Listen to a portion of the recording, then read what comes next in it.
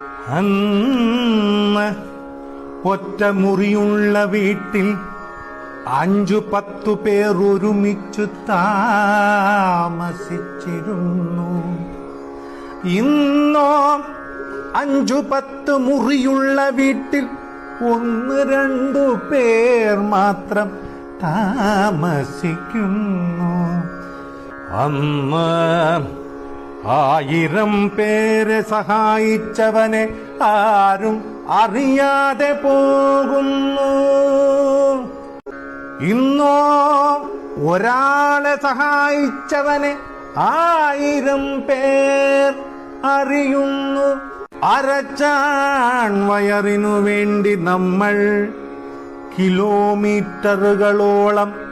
നടന്നു ജോലി ചെയ്തിരുന്നു അന്ന്.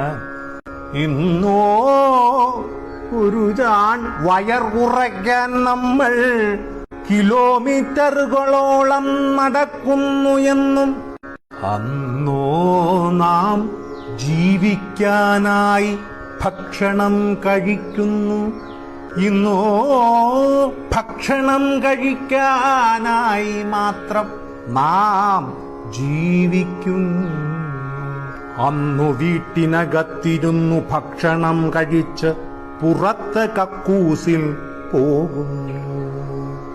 ഇന്നോ പുറത്ത് ഭക്ഷണം കഴിച്ച് അകത്ത് കക്കൂസിൽ പോകുന്നു.